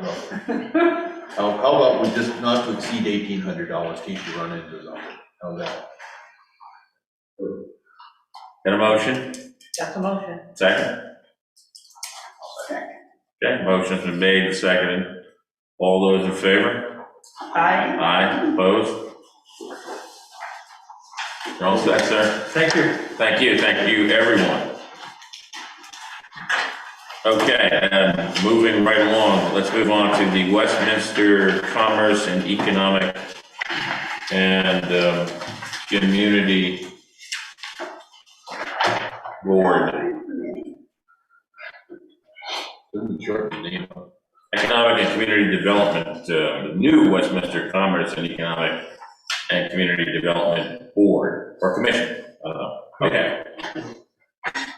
Commission, board, yeah. Mr. Chair. Okay. No problem. No, not a problem. So we had our first kickoff meeting. It went well, a lot of collaboration. And what I brought back to the select board was a list of names of people that want to be on the board. A couple feedbacks in the notes there were the planning commission chair wanted flexibility to possibly send another member from their board.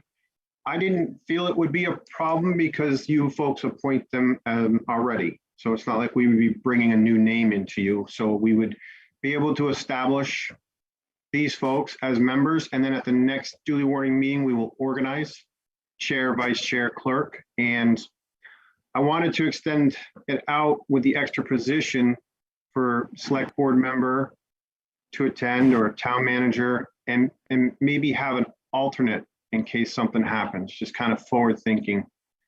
We find ourselves sometimes somebody may drop off. So that's where we are on that for your consideration. Again, thank you for all your efforts, and thank you for accomplishing all this and bringing us back your intent also to create the table of organization, which is essential. And so there's consideration for the town manager to be a part of this committee as well. And are you also saying, John, that you think it's appropriate that a select board member also have a seat there? I do, Mr. Chair, and I want to kind of go in a little deeper because I received a climate change thing that we're working on. We had a meeting yesterday, and I have to chair a meeting tomorrow on this. And there's a lot of feedback loops in the economic development and kind of what we're going to be responsible for, this whole solar push and everything. So I think everybody being at the table when these come up is great. So yes, I think it's value added. Thank you. That being said, town manager, and you make time. I know you are stretched, but Yeah, it just depends when. okay. My weeks are pretty. So you got another one, John, and then how about a board member?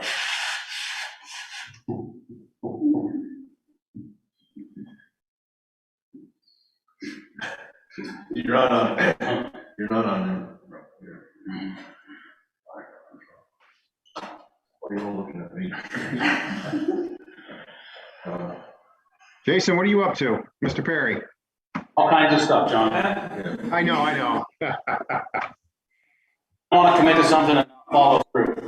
If it helps folks, you guys can, think about it. The seat's always going to remain, there for the select board. You're the select board. And our next meeting is scheduled for the 16th of February, 2022. So. All right, so you're gonna leave a position always open, a permanent position always open for a member of this board? Yeah, and would that work with the select board? Yes, it would. Yeah. Okay. That We'll get back to you on. might be a rotation. Yeah. There you go. Yeah, I think that works well. I think I've seen it operate at the Arpa committee. So. Is there anything else that you want to report, or anything else that you would like to request at this time? The only thing that we ran into, and this is just further discussion, not any further meetings being recorded for the public to review, and also meetings and Zoom so that they can have access. I had a request from one of the board members. They, we're not going to be able to show in person, and they really strongly wanted that option. I made that happen, and that's as far as I'll go on it for now.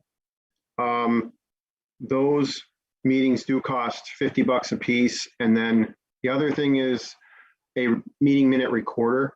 There's some statutory things there when we're running a meeting, obviously, as you know, to have someone do the minutes. So what that looks like right now, I don't know, but that cost was like $70. I think the planning commission hired one most recently, is what I was told. So that's that cost. And like I said before, when it was asked from you folks, if I needed anything from you, I couldn't sell you on it because I didn't know. And so now that we have these two things, and I know we've discussed them in different platforms this evening. One is, are there any options that possibly could be free that go over 40 minutes? And two, if not, how do we how do we ensure we hold these in a proper location that the public can participate? If I'm going to be there, I have the Zoom account. Well, there's one option right there. Perfect. And as the board evolves, and someone mentioned Margaret Mead, I got the email, she's one of my favorites. I love her quotes. I don't know who sent that, but as your board evolves, and again, really appreciate you doing all this stuff, you know, we will, I don't want to speak exclusively for the board, I'm making this comment in general. We should consider maybe a global policy at some point regarding the having resources for all of our boards, maybe to have more, more transparency to the public. I don't know if that's having fact TV at every meeting, because there is an expense involved here. Yeah, no, I agree with you, Mr. Chair. I think as long as we can offer that opportunity, my understanding is we offer it. We may run into technical difficulties, but these things happen and we're allowed the flexibility, so. Okay, can we take that into consideration and get back to you the next meeting also? On that, yes. Is there a possibility to approve the people so that I can organize? Sure. Okay. I move that we approve the slate of board members as submitted by John. I'll second. So moved. And these are gonna be all 1-year terms or something, so something. Good point. Definitely. Is there a term to these people to service, John? I think we're gonna do 3 positions at 3, 3 at 2, and the remainder at 1. So you'll Unless come you back. have any objections. I think when we discussed it and established it that just overlapping. When you set up the table of organization at your next meeting or thereafter, you'll come back and let us know. Absolutely, Mr. Chair, absolutely. I'll bring back the positions, the years, and then you guys will see that. Yeah. Withdraw my motion. Okay. Have we voted on it? No, I withdrew No. my motion. She went through the Withdrew motion. my motion. We'll do it next time. We'll do it next time. Okay. Good job, John, and again, thank you for what you're doing. Okay, moving on to manager's report. There's nothing new to add to the meeting, but if you have any questions about what's been happening, I would I'd entertain. But our efforts are still highly involved with FEMA, and so it's keeping us pretty busy, making sure that she has all the documents that she needs. Okay. So. Have you found, where are we with that NRCS grant? Are we, USDA? all right, sorry. Are we gonna pursue that? Have you found where we're able to come up with a match for that? Or, I know you had some notes in there, but We did, and we can. We've kind of been waiting a little bit to see what our the infrastructure grant is gonna look like. It's supposed to be out in the next week or two for towns, so that we would know our match. It's gonna strap his budget, no question about it, but it's very, very important, so we kind of been, I mean, I don't want to speak for Chuck, but we kind of been on hold a little bit, just to let a little bit of time go by so that we're not jumping the gun and then having to retract. We surely don't want to get in over our heads. One quick question is, there's been comments that more people have seen the sheriff around more than lately. Are they working more now? Never seen them. No. I have never seen them. Well, they're in Westminster a lot now lately, so, yeah. But The hours are not, They're we're not. getting February free. I've met them several times, every day, just about when I'm out and about. I mean, different spots in the town. They're all through Westminster, I know that, which is fine. But In the last, Well, definitely the last couple of weeks, yeah. okay, well, that kind of got to the point where right now we're at like 46 hours of service. We're supposed to be, by now, we're supposed to be in the 80s to 90s. So we're already losing more, and we've already got 2 months in arrears for that. They were, yesterday, they were releasing the grant pretty heavily. So I'm hoping they're gonna start giving us a little more effort, because it's to be really possible for them. On the ramp, access road to 91, Oh. they I had think correspondence. two different times. I'm sorry? I think correspondence, Over not correspondence with you. going No. I emailed him, and because I wasn't getting any callbacks, and I got him finally, and said, we really gotta do something now, because it's to the point where your contract states that $1,000, and you're much more than that. So he said, yep, February will be free, and we'll deal with probably April. Are we getting that in writing from him? Get another one. Are we getting that in writing from him? February will be free? I mean, it seems like something we probably ought to have. We have a contract.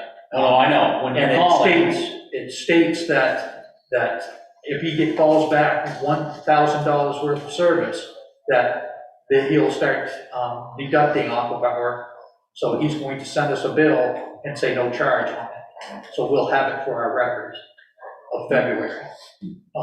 And we'll also be looking at April. But that's fine.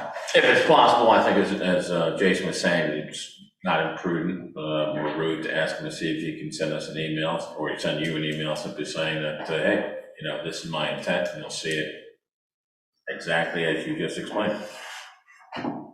Yes, sir. But if he gives us a bill, we're not paying it anyway, so we can send it back. So, say the board's in favor, we're not paying it for February. Okay? Okay. Yeah. Yes. Just to put it in perspective, Martin Luther King Day, we were plowing snow, there was a car parked in the middle of the road in Westminster West, almost in the Saxons River. I called the sheriff's department because it needed to be towed. Nobody will tow anything without police presence. I said, sorry, it's Martin Luther King Day. We're not working. Call the state police. So I called the state police. Nah, we don't have anybody in the area. Okay. What did there? What are you gonna do? Throw a cone out, and I stood and go pick your cone up after the car's gone. Somebody could have rear-ended it, got in an accident, I don't know who'd be at fault, but I'm just saying, this is what I want to do. Yeah. Right. No.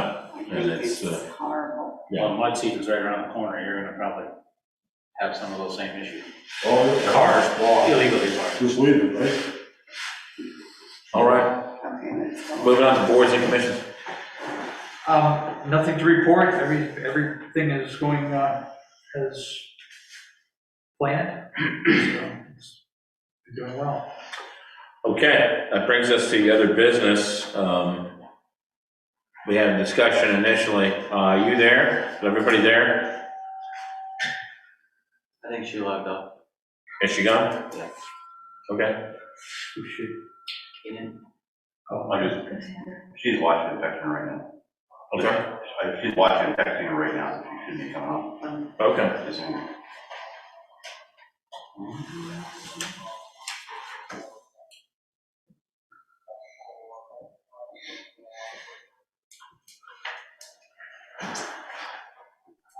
so Kevin, your A is, you talked about it enough. Which Hello, one? hello. Hi.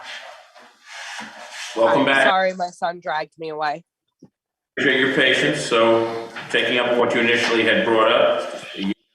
Yeah, so I think my main, not concern, my main interest was that it seemed the NIMRIC contract back in 2015 stated that it would be readdressed by both parties every year, but there didn't seem to be any real documentation of any contract with them between 2015 and 2021, nor were there any of the expense reports on there. So it just was a little bit difficult to figure out at what point the price or the expense increase might have come.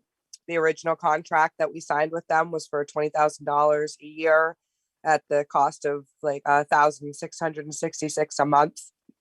And the 2021 report showed that we spent $43,000. So I guess I was just kind of wondering when that might have happened, and what kind of contractual agreements we had with them, and whether or not that was something that we bid out to other organizations, or if we were just kind of content with what we had and thought we were good and didn't look elsewhere. That's kind of it. That's all I had. Thank you. Mr. Town Manager, on the history of NEMRIC, I guess, the contract and what she brought up. Thank you for your comments. Well, for the last 5 or 6 years, and I don't know exactly, Ernie has held his prices for Town of Westminster level. They have not gone up. We, as a board, you as a board, have increased services at points throughout those last few years, including this one that we're in right now, going into. So their estimates, because they are by the hour, when they're used to its fullest, we have a dollar amount. When they're not, we pay less. A good example is the assessor, Al Kudron, very seldomly uses all of the monies that are budgeted for him, but they're there in case we have the need, which at times we do. So it's been a very fair contract with them, and so hence they have not gone up needing a new contract. So that's why we haven't been pressing it, but because they have been level funded. So every year he does give us upon a call, gives us the up and down. He did go up this year for the first time, and we are supposed to be receiving a new contract. We haven't yet. How far up? It went up, do you know roughly?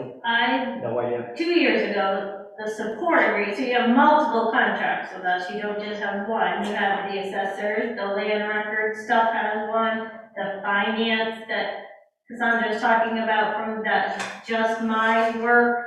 So you have many aspects, plus you have the support agreement for the software, meaning we back up to our server that's secure and off-site, so your data can be obtained at any given time, back several years. You pay for that. We have dues, disaster recovery, contracted services, financial training, assessor, CAMA, MS cost tables, and digitizing now, or soon, we'll have digitizing land records. Those are the items that we have right now.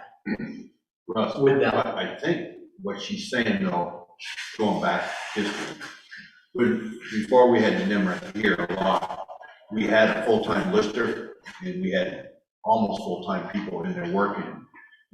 Each time when we had to add their services, because we took full-time people, we lost full-time people.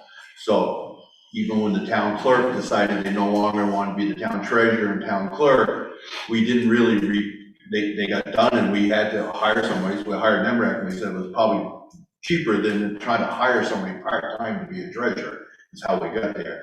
Same thing when we lost Babs and we lost all the listers, we hired them to help out, hired Al, didn't turn around and all the listers quit again. And we basically had to hire them for more service and on it. So I think if you go back and look, if when we first hired them, they were only doing just small amount of work because we had full-time employees doing a lot of the work that they're doing now. And as we went along, we have less people in that building now than what we ever had before. And one is because of them. is it time sometime that we get to a point where we need to go back and look and address that? Are we hiring out so much in that service that we could afford to hire somebody to do this full time? I think it's going to come back to where we need to bring it back and have that discussion. They've been great. They gave us a lot of service that's been really good. It's an outside service, but we are to a point where just what we're having with the town treasurer trying to come in and run for election. Is there a point that we were looking at when we had Bill Jewell here full-time that was just doing appraisal work for us? We lost all those people, but maybe there's a position in there that would cut our costs back in NEMRAC if we turn around and I think that that's something as a select board, the town manager, in that get together and would listen to them, like what can we do that would make them not have to be here as much? And then is the cost prohibited that we turn around and hire a full-time person with benefits and everything else, that it becomes non-efficient. There's so many different aspects. We never had people trained to be really good in one area. And that's where NEMRAC came in, is that we're having all these little pieces of service that they offer, whether it's her, him, her, that come in and help us a little bit compared to we having one person that doesn't really be trained to do all of that, where we're at. Sue, thank you for that good synopsis. Sue, you had something? No, I agree with Craig. I think you did something. And Cassandra, you can get me if I'm wrong here. You made a comment regarding the bidding. I guess, and again, I'm not trying to leap ahead, but we've had NERIC for a long time. And my question is, are there other companies that do similar services? Are you asking me or NEMRIC? No, I'm Sorry. When you mentioned the word bidding, a lot of people have come in and asked about whether or not we've properly bid a certain contract. Many people come on the call like you did and ask whether or not we've bid a contract effectively according to policy.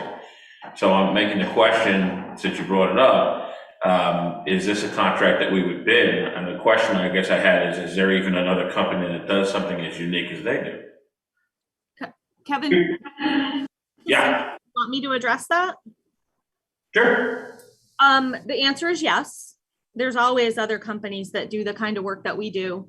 I just want to make a comment that you have no idea how happy I am to hear you guys say that you're going to explore some options of possibly bringing back some full-time people or maybe even some part-time people. The goal of NIMRIC, especially in the area of finance, is always to kind of work ourselves out of a contract. We want a town to be self-sufficient in that area. We want to help them when they have the need, but we really kind of want to work ourselves out of that contract.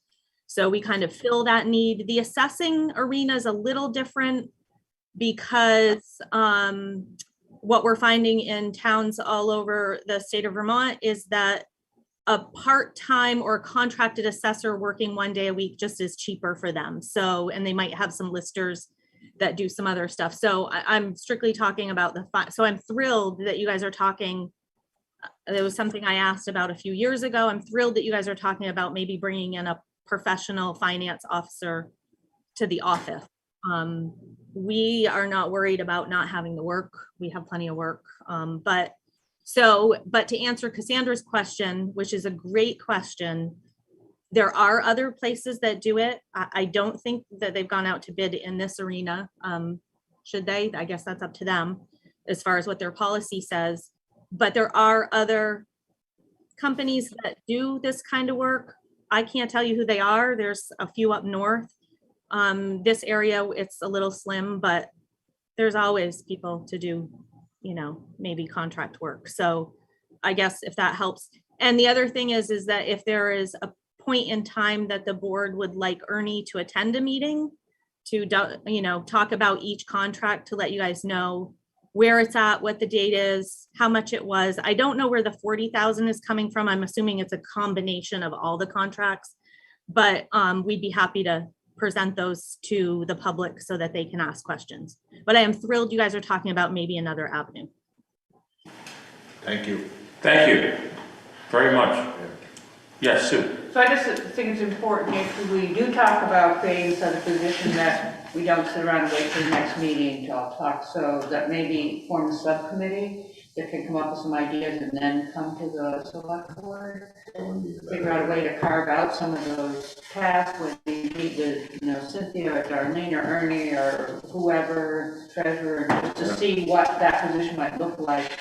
Because just, we do it at every meeting, we're never gonna get it done. Right. Months will pass. Yes. Years, yeah, so anyway, Can I that's. just add one comment, as a Yeah. bookkeeper and accounting person, you are too complex for QuickBooks, okay? Do not, please, this is too complex of accounting to put into QuickBooks. That is by far your worst option, is my opinion, as a bookkeeper. Katrina. We own the software, correct? We have a software agreement. Yes, there's So agreement. we could have somebody who is trained to use the software. Yeah. We lease the software. Okay. We buy it every year. We Okay, literally right. lease It's it an every year. agreement, we're on the cloud, so people Right. can work remotely or in the office. We offer support, that's what I typically do during the day. So you don't have to rework the whole system. Right. You just, I'm just saying QuickBooks. right. Kevin, can I just, I'm sorry, somebody has their hand up, they can go first. Okay, I can wait. I just want to correct, you don't lease the software, you purchase the software. The annual amount that you pay is a support agreement that you pay to us to be able to use the support line to ask questions, upgrades, payroll tax tables, all of the things that come along with us having to maintain our software. But if you were to stop paying the support contract, you would still have the software on your computer. We wouldn't take that from you. Sorry, yes. Does that answer your question, Katrina?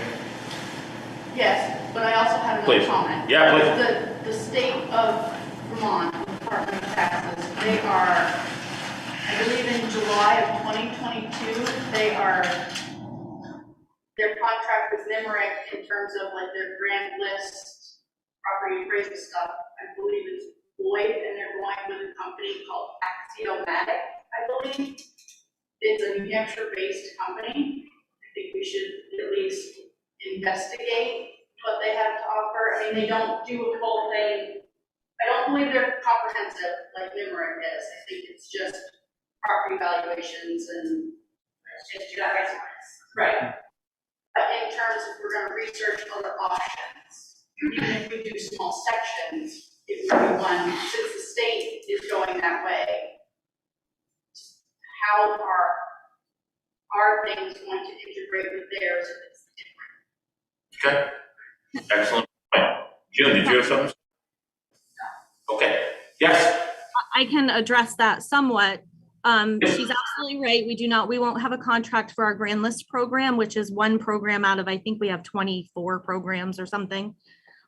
We have been working closely with Axiomatic to have the integration be able to happen. The Axiomatic portion of it is going to be automatically, I believe, what the towns are going to have to use for portions of the assessment process. So that won't even be anything you guys have to buy. That will be all implemented by the state. The training will be done by the state. But we work really closely with Axiomatic right now to make sure that the pieces they're not covering are integrating with the NIMRIC software. Thank you. Thank you very much. And any other comments on this matter? Thank you so much for bringing this up. So we will place this on the agenda, and specifically it's what Sue said. You want us to go back to the book, so we make sure we're moving this along quickly. Yeah, my suggestion is you have a couple of subcommittee, a couple of board members, like research it, instead of having to have every 2 weeks, so they can do something. Anyone interested? I can work on it for a little while. I can work with Yeah. I can work with you. Okay. Do it. Yeah. Okay. You and me, yeah. Okay. Okay. Terrific. Any other comments? Okay, I want to thank everyone from the public online and here for all their participation. No, just you and Susan. Yeah. Susan, okay. Any other comments? Thank you all. Be safe. Travel safely. Stay warm. I move we adjourn. Movement to adjourn. Second. Movement to adjourn to February 9, 2022. Recording stopped. Aye.